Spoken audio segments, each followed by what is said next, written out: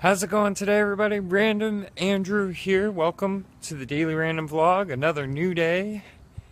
Nice sunny day. It's a bit chilly, but it's not bad. You can tell we're definitely heading into fall. Bright early in the morning. I think it's like 9:30. And have somebody showing up for the old e-bike. Now, it's not much good to me right now, not having good batteries, not having a charger for the thing. It might as well be sold to somebody who's going to put the parts to use. Because really, without batteries or a charger, what am I going to do with it? If I had batteries and a charger, I could even turn it into a drift cart. I could come up with many different good ideas of how to do that. And I'd still have lots and many hours of fun with the old girl. But I don't have the resources to do such a thing. So you're gonna go to a home or somebody's gonna put you to use, old girl. Whether they're just gonna slap new batteries and get a charger and drive you as is, or use your parts to make an ultimate e-bike. See, this is a 500 watt motor. The speed controller was upvolted to handle up to, which would be 6 12-volt batteries. And I was only running 5 in it, and it would still do 45 km/h, which is not bad at all for an e-bike. I mean, I rode this thing out to the St. Thomas Raceway Park many a times. When my mom got her e-bike, we rode out there together. We did a few cruises together. I even drove this down to Port Stanley and back, which is, I think about a good 20 kilometers there, 20 kilometers back from where I am. And, it never let me down. Actually, it did once. I think I had to push it home on a dead battery, but that would have been my fault.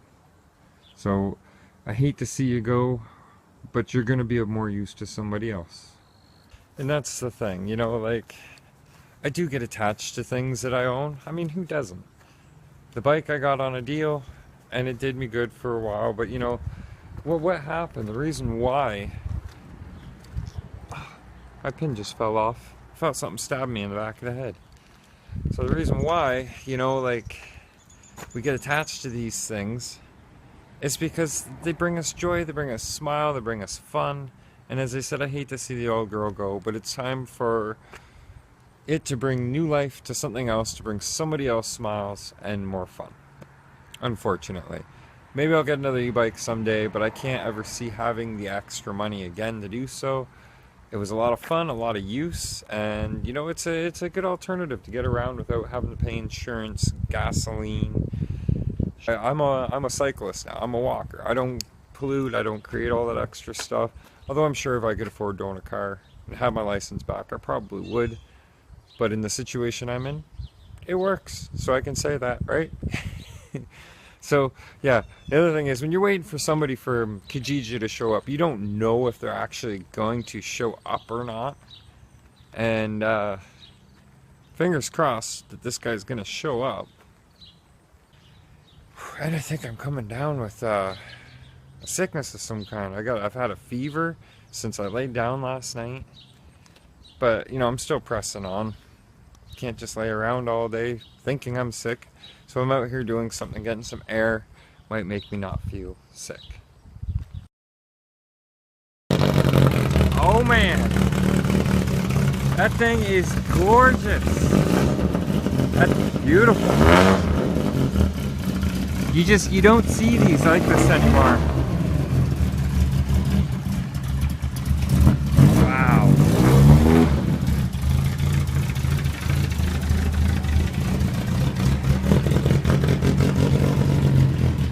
I haven't really spoken to this neighbor much yet, but I seen him bring that home the other night, and I've been dying to get out and get a shot of it. So I finally got my shot of it. Kind of wanted to ask him a little bit about it, but I don't want to disturb anybody,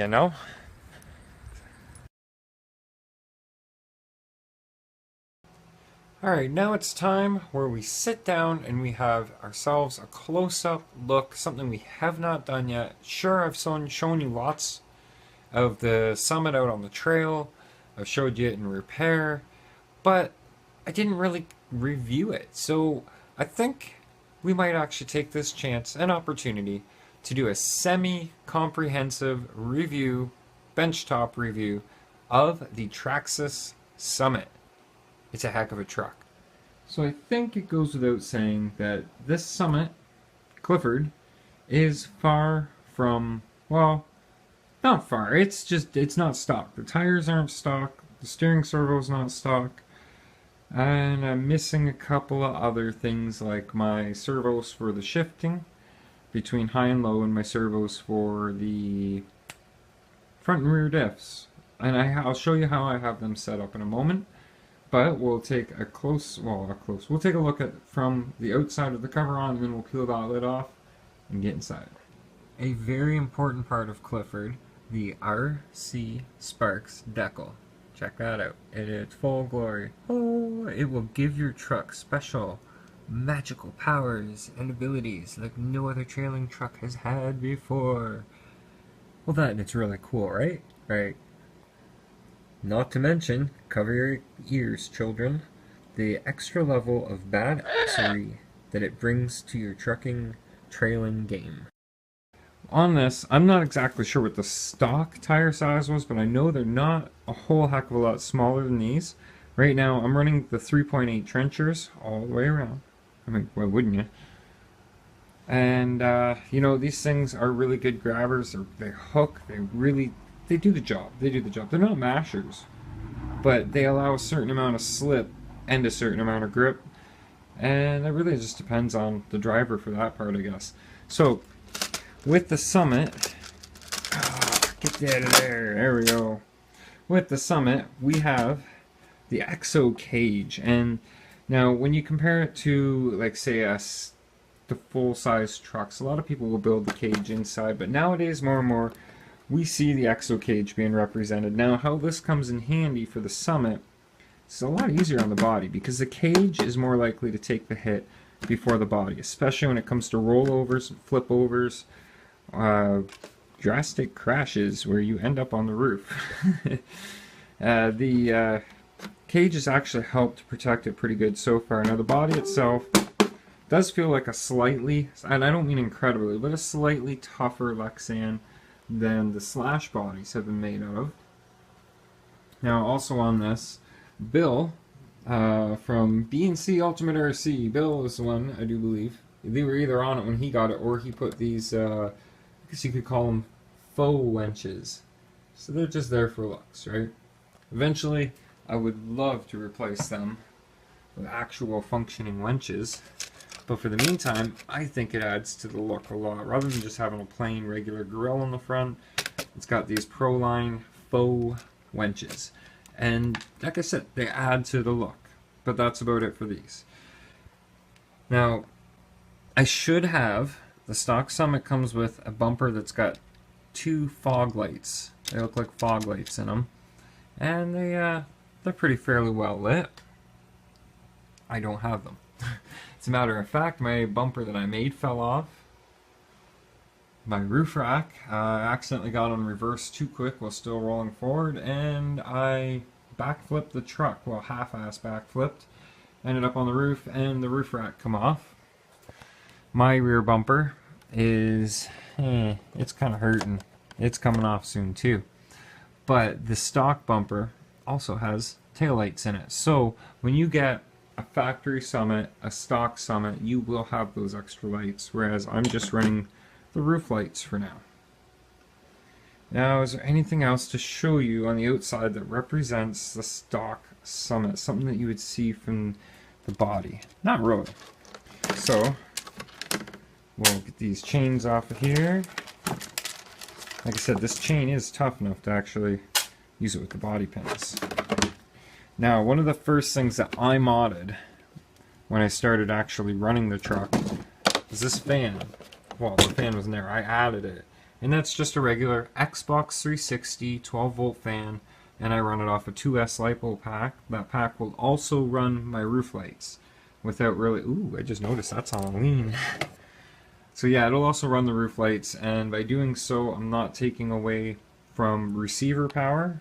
I've got 5 channels in my receiver, only using 2 of them, 1 for throttle to the ESC and 1 for the steering servo. So I actually could run them off of here. I even have these extra 2 plugs routed, but that's not stock. Okay, not even this box is for the Summit. This is actually out of a Slash, but it works, and you work with what you got. So what you'll get for servos, being that I've changed them, you'll have 2075 Traxxas servos. They're the blue ones, or wet proof, splash proof, whatever you want to call them. And they don't put out quite the same amount of power as this high-tech servo. Don't ask me about the numbers. If you want to look it up, look up Traxxas 2075 servo specs. And on Google, it'll bring your thing right up on it and tell you everything you'd want to know. That's one of the really handy things about Google. You'll find out what you want to know. Now, these are the Summit arms. Correct me if I'm wrong down below, but they're the, I don't know if TRX is the aftermarket or not, but they're not metal, so I mean, and they're not RPM. But I mean, they're holding up really well. They've taken quite a few heavy hits. I do have the long travel pivot arms in here for the suspension, so it's got a little bit extra travel to her. The axles, I can't remember whether I was told that these are Summit or Revo axles, but either way, they're fairly tough. They've held up pretty good so far. I've only snapped one. And it's a different setup and design. Oh wow, would you look at that? Now see, it's a good thing that we're taking this chance to sit down and do a review, because look what I just found sticking out of one of my axles. So I'm going to have to pop that back in and put a C-clip. It's obviously lost both C-clips around there. That's not good. Sorry for the out-of-frame shot there. Wow, I would have never even known. How's this side look? Where is it? There we go. So it's got a little metal C-clip on there. Yeah, it's missing both of them on that side. I don't know why, but we'll fix it. Now, here's something that I do kind of have a problem with these battery doors. They never stay fully shut. Oh, here, let me zoom out, because that's not making any sense to you guys. Is that better? Now, I can clip them like this, but a few good little bashes, like a jump or two, even just running it hard where it's doing a lot of high torque twisting, and these will pop right open. I've even had the battery fall out a couple times. That, I think, could have been done a little bit better. There are aftermarket doors you can get that function a lot better. You could also go as far as to run just a little strap, some kind around, but I mean, it should function proper from factory. The door should stay shut. I mean, these are, after all, the batteries. I mean, they're fairly sensitive. They take too hard of a hit, and your LiPo's done.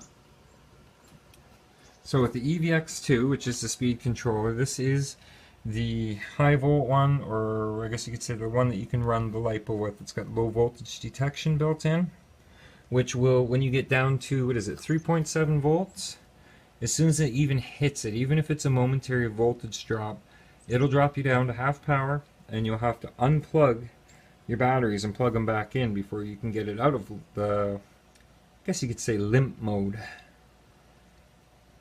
Now, you should, on the newer Summits, should come with the Titan 775, but I've seen Summits that have come with the 2 Titan 550s. It's got a twin motor plate and allows you to run them. Let's see, what else can I point out to you? Oh yes, because this truck was put together by piece, I had to get what I could get for as I could afford it. But these are the 2.5 Revo springs, and they're not quite strong enough. Like, I've got the back torqued right down almost as far as those springs will thread down. Well, the compressors here, I guess that's it, adjustable compression ring, so you can compress your springs. That makes sense. Long travel arms in the back. What else is there? Like, to review, I mean, you guys have seen this thing in action, and that kind of speaks for itself. But there's a few of the finer points and details that I wanted to be able to show you guys. And now that I'm sitting here recording, I can't think about it. But we're almost up to 10 minutes on this little review piece, so we're not going to make it too hard. It's only a semi-comprehensive review. Now, on the underside, it does come factory with plastic skid plates. You see the metal ones up front, courtesy of Hef. Thank you, Hef, again. You get the servo guards. Now the steering servo saver, well, the servo saver for the steering, I find to be a little bit soft. It doesn't allow for enough strength to be transferred through, but at the same time, like, it's going to save your servo if you take a hard hit that pushes your wheels one way when they're wanting to go the other. That spring will absorb that impact and not transfer into the gears of your servo. If it didn't have that, you'd probably go through a lot of servos fairly quick. Now what I've done when I put mine back together is I put that washer in place right above my thumb there. See it? And that helped to stiffen it up enough that I can turn my trenchers on pavement with that servo. That one single servo. Now if I doubled them up and I put another washer on the other end of the spring, it would probably nearly eliminate the spring in the servo saver. Now, it's a surprise I can't think of more to tell you guys about this other than what you already know. We've got the 2-speed transmission. I mainly stay in high gear, but I do low gear when we get out doing the crawling and the climbing and everything. It just seems to be less laborious, less hard on the truck. Doesn't seem like the motor needs to work as hard. It can just jaunt along like it's on some kind of summer walk, spring walk. Now the front and rear diffs, they sit down inside the bulkheads way down inside of here. And they are locking and unlocking diffs, so like little flick of a switch if you have your stock radio gear, which I don't, then it'll just, you don't even have to touch the truck and you can lock your diffs. But what I end up having to do, you see this little acrylic rod here, looks like a tube, I've made it so I hook up to the original linkage spot back here, and all I have to do is pull it forward, put it over the end of this little peg that all I have to do is pull it forward, and there's 2 little holes. I'm having a hard time filming right now, guys. I'm trying. There we go. So yeah, the pin goes through the holes, and depending on whether you want it locked or unlocked, 2 holes. It's not hard to figure out. Same with the high and low speed for my transmission. Take it off the peg, pull it forward, put it back on the peg. Try that again. Same with the high and low. I've done the exact same thing with the acrylic rod and holes in it and a peg. And so if I want to shift, all I got to do is pop it off the peg, pull it forward, pop it back on in the new position. Same with high speed. Just did the reverse of what I just did. Now for the rear diff, I have actually hooked up this whole linkage rod that goes way back to here, so I don't have to mess around with the back of the truck. Or even though it's just as easy to go click, click, or I can do it from up here, right, by moving this. Ta-da! And it's got enough resistance that it stays locked or unlocked depending on what position I need it in. Pretty handy. All in all, I give this truck like a 10 out of 10. I love it. It's great. Everybody needs a Summit in their collection. I've said it before, and I'll say it again. The coolest stuff, this time not necessarily for me, but the coolest stuff only happens when the camera's not rolling. Why? I guess there's no way it could have really been caught on tape, but I had a bicycle accident. As you know, sometimes I like to ride and drive Clifford while I'm riding the mountain bike, right? And as of till tonight, it's been flawless. A rather fun thing to do. But something happened with my transmitter, and the batteries went to red real quick. I mean, they just come off the charger before I left. And they went to red mighty quick, and Clifford died. Like, it was beside and in front of me. He was beside and in front of me to my left. And then when he died, he cut right. And the only thing I could do to avoid crushing my truck with my bike was try and turn real quick and bail off the bike, and it didn't quite happen as gracefully as maybe I would have liked it to have happened. The front tire went over Clifford. Clifford's fine. I'll show you in a minute. He's perfectly fine. Didn't even phase him. But me, on the other hand, my hand slid for, I don't know, a couple feet. Look at that. No freaking real road rash. Like, it's numb. It's tender. but no real bad road rash. I'm going to have bruising up my left side, on the inside of both my knees from the damn crossbar on the bike. I ride a 25-inch mountain bike frame. Like I don't just ride the frame, I ride the whole bike. But it's a 25-inch frame, and it's a large one, so trying to bail off it isn't quite as easy as you could imagine. Didn't hit my head. Pretty good reflexes to keep the head protected, but my side, my ribs are a little bit sore. It was one of those freaking whams, and somehow, and I don't even remember this knee, my right knee, that was, as I went down, that would have been the knee that was up in the air. So how this happened, hang on a second, how that happened, I have no idea. But that's the worst of it. Bruising, I can live with. A little bit of road rash, it doesn't really hurt, but it's got that pulling feeling to it, so it's kind of annoying. Yeah. It's amazing how revigorating, is that the right word? It's amazing how re-energizing a good bike wipeout can make you feel. But I went over to go and chill with my buddy Ryan for a couple, and let him get some time in running Clifford. There's a little dirt hill near his house. Tons of fun, tons of fun. I think he's falling in love with RCs, just like he should. Why wouldn't anybody? Show you the body real quick before this phone dies. Body's perfectly fine. You'll notice the roof rack missing. I got on the brakes too quick. It flipped and that came off earlier. I'm not sure if I already told you guys that or not. But as for me, I'm going to go have a quick soak, but I'm going to end this vlog real quick before the phone dies. Thanks for watching. You guys rock. Think positive, stay positive, and keep a smile on your face. We'll see you right here tomorrow. Good night. Vlog over.